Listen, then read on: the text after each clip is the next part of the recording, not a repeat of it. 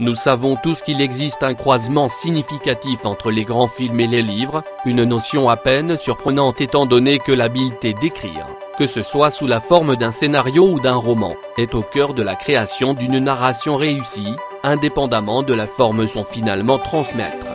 Il y aura toujours une comparaison inévitable entre les films et les livres sur lesquels ils sont basés. Cependant, telle est peut-être une folle course, étant donné que les deux formes sont si nettement différentes qu'elles rendent toute comparaison sans valeur, sans parler du fait que, en tant qu'art forme, leur interprétation respective est une question entièrement subjective et donc dépendante de perspectives individuelles.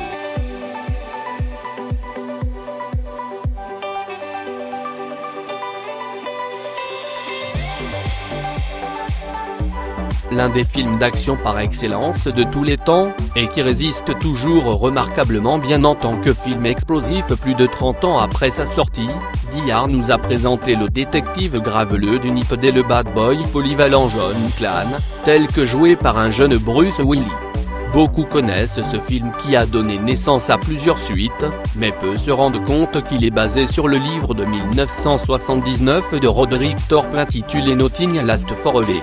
Le film et le roman partagent une intrigue de base, celle d'un détective qui se retrouve par inadvertance dans une situation d'otage, dont la résolution revient entièrement à lui seul. Les différences entre les deux sont cependant nombreuses, en particulier le fait que dans le livre, le personnage principal est beaucoup plus âgé et apparemment dépassé par la situation tandis que dans le film, le jeune McClane gère les choses avec un aplomb qui est le domaine exclusif des héros d'action hollywoodiens. Il est intéressant de noter que le livre était une suite du roman de Thorpe, The Detective, en 1966, qui a été transformé en un film avec Frank Sinatra 2 ans plus tard.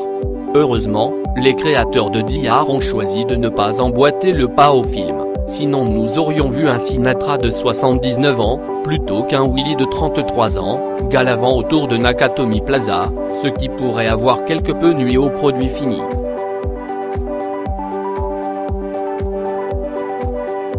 Fight Club, basé sur le roman du même nom de l'auteur américain Chuck Palahniuk en 1996, reste l'une des plus belles performances de Brad Pitt sur le grand écran et le film jouit encore d'un grand culte à ce jour. Mis à part le débat sur la meilleure version, l'adaptation du scénariste Jim Hull reste remarquablement fidèle à sa source, et plutôt que de rivaliser, elle semble se compléter car le film a atteint des niveaux de renommée et de reconnaissance que le livre de Palahniuk à lui seul n'aurait probablement pas atteint. L'histoire, sur la descente d'un homme dans la folie et sa bataille avec son moi à personnalité divisée, est incroyablement brillante, qu'elle soit appréciée sous forme de livre ou de film. Bien sûr, certains personnages sont plus étoffés dans le livre, dont la fin est différente et nettement plus sombre que celle de son homologue du film, mais les deux sont des exemples exemplaires d'écriture et de réalisation de films dans leurs droits respectifs.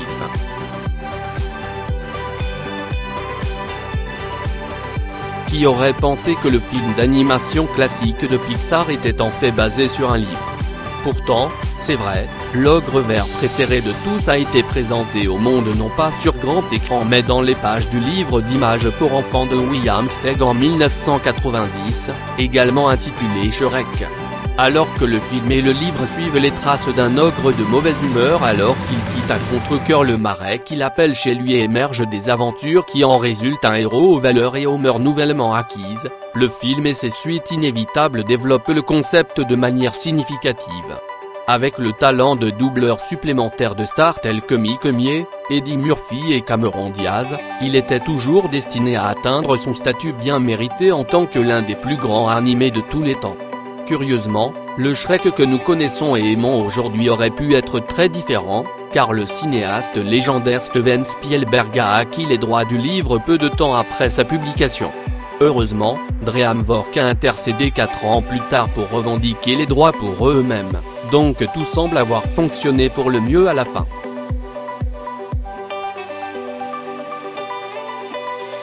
Cet excellent film tourne autour du procureur Kevin Lomax, joué par Keanu Reeves, qui déménage avec sa femme à New York pour accepter une offre d'emploi qui semble trop belle pour être vraie, ce qui s'avère, c'est le cas, vu comme son nouveau patron n'est autre que Satan lui-même. Peu de gens oublieront la représentation spectaculairement vivante d'Al Pacino en tant que diable dans celle-ci, une performance qui vole la vedette et finit par éclipser le fait que le film est basé sur le roman d'André Neiderman du même nom. Comme on pouvait s'y attendre, les versions du film et du livre ne sont pas identiques, surtout dans leurs fins respectives qui, bien que différentes, sont tout aussi choquantes et impressionnantes. Le concept central du roman, cependant, est clairement mis en évidence dans son adaptation cinématographique.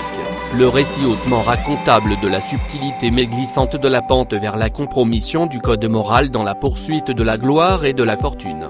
Quiconque a vu le film a peut-être remarqué qu'il semble y avoir une suggestion de la descendance morale de Lomax dans la couleur de sa tenue d'audience préférée. Au fur et à mesure que le film progresse, ses costumes deviennent de plus en plus sombres jusqu'à ce que, lors de sa dernière apparition tout en représentant un suspect de meurtre manifestement coupable, son costume soit complètement noir. Comme son âme, peut-être ?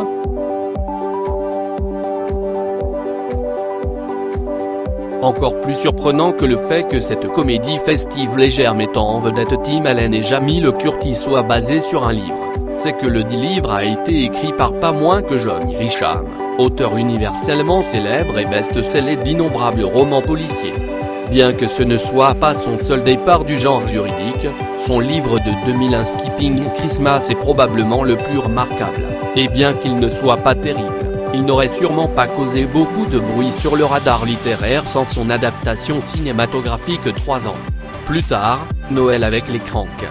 L'histoire hilarante est centrée sur Nora et Lute Crank, un couple réputé pour leur impressionnant affichage extérieur de l'esprit de Noël, qui décide de renoncer à la décadence des vacances un an et de dépenser plutôt l'argent pour une croisière dans les Caraïbes.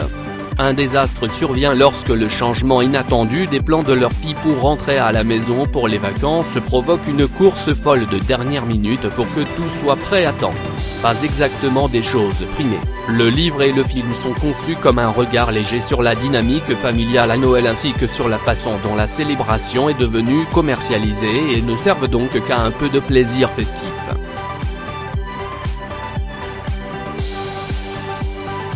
Passant d'un célèbre auteur de thriller juridique à un autre, le chef-d'œuvre de William Diel en 1993, Primal Fear, est un exemple étonnant de son talent qui définit le genre. Avec des personnages crédibles, les montagnes russes d'une intrigue et une dernière tournure dramatique que peu de gens auraient vu venir, il semble logique que non seulement une version cinématographique suivrait bientôt, mais qu'elle resterait largement fidèle à la source. Le film du même nom, gagnant du Golden Globe en 1996, mettant en vedette Richard Gere dans le rôle de l'avocat réputé Marty Vaille alors qu'il représente le jeune accusé indigent Terence Stampley, qui a été accusé du meurtre de l'archevêque bien-aimé, peut ne pas toujours être à la hauteur du haut niveau de la romance sur lequel il est basé mais qui s'avère tout de même être un film extrêmement agréable à part entière.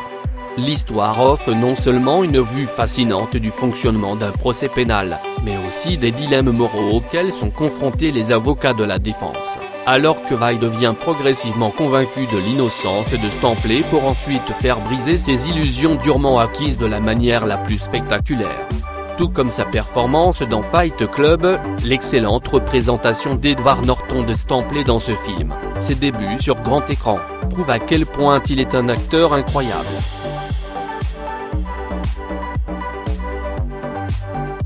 Reservation Rad ne figurera probablement pas sur de nombreuses listes de films de tous les temps, mais il parvient à raconter une histoire si déchirante et intrigante que quiconque est prêt à ignorer les divers défauts du film se retrouvera sans aucun doute captivé par le récit. Un conte qui vient directement de l'excellent roman du même nom de John Burnham Schwartz. L'histoire tourne autour du professeur d'université étant Lirné alors qu'il cherche à traquer le coupable dans la mort de son fils par fuite en courant en demandant involontairement l'aide de l'homme même responsable. Les acteurs Joaquin Phoenix et Mark Ruffalo font un travail passable en décrivant les deux personnages principaux, mais la tourmente émotionnelle de la perte d'une famille et la lutte d'un autre homme entre sa conscience et ses responsabilités en tant que père qui distinguent le roman ne se traduisent pas toujours aussi bien sur grand écran. Néanmoins, les éléments clés qui composent l'histoire déchirante sont suffisamment présents dans le film pour qu'il ne soit pas entièrement en deçà de la marque, et, en tant que tel, n'est pas aussi mauvais que le suggèrent les mauvaises critiques. C'est simplement que le roman captivant de Schwartz, écrit de façon spectaculaire, n'aurait jamais été aussi impressionnant sous forme de film.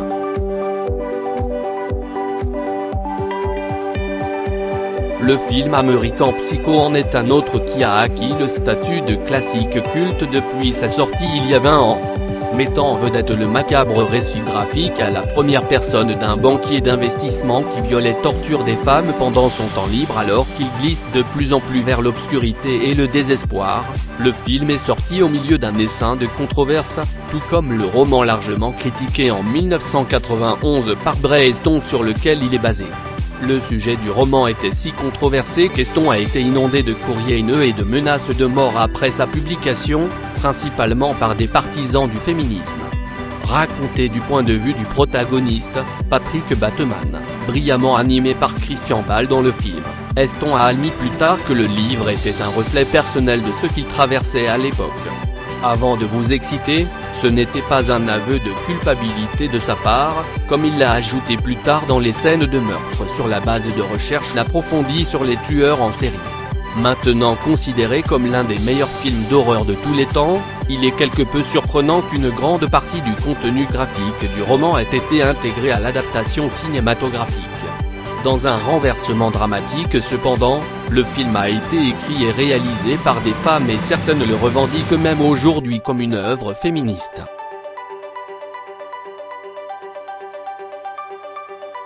Sur un film plus récent, The Martian a ravi les fans de science-fiction et les accros de l'espace lors de sa sortie fin 2015 et le blockbuster hollywoodien a depuis rapporté plus de 600 millions de dollars dans le monde. Avec Matt Damon dans le rôle principal, Ridley Scott dans le fauteuil du réalisateur, un budget énorme et une intrigue fascinante, le film était toujours destiné à être un succès. Une grande partie de cela, cependant, peut être attribuée aux premiers efforts de l'auteur en hiver, 4 ans plus tôt, dont le roman The Martian a inspiré le film suivant. Ver, un passionné de l'espace autoproclamé, a créé un conte fictif avec une base scientifique si précise que l'épreuve de l'astronaute Mark Watney, échoué et forcé de survivre seul sur Mars, paraît tout à fait réaliste et crédible. Dans un cas classique de si ce n'est pas cassé, ne le réparez pas, les créateurs du film ont choisi de ne pas modifier l'histoire de manière significative, mais plutôt de la transplanter intacte sur grand écran. Le résultat a été le film à succès du box-office gagnant du Golden Globe qui a presque entièrement éclipsé son homologue littéraire. Le roman de suivi de Ver, Artemis, a depuis prouvé qu'il n'était pas une merveille unique, et ce n'est sûrement qu'une question de temps avant de voir une version cinématographique de celui-ci également.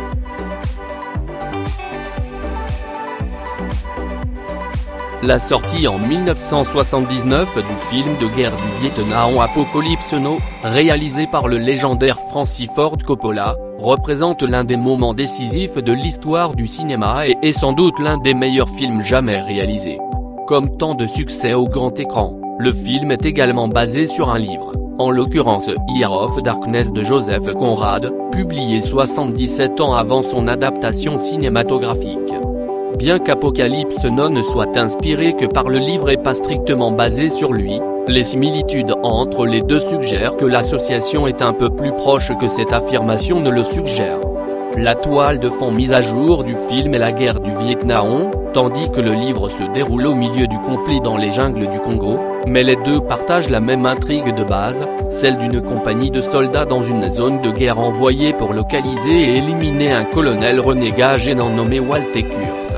Présentant une représentation troublante et précise des dures réalités de la guerre et de leurs effets sur les soldats individuels, les horreurs croissantes provoquant une éclipse de l'âme, ce qui est référencé dans les deux titres, il y a certainement des différences entre les deux. Pourtant, les similitudes sont à la fois significatives et surprenantes, preuve que le film a été fortement influencé par le travail de Conrad.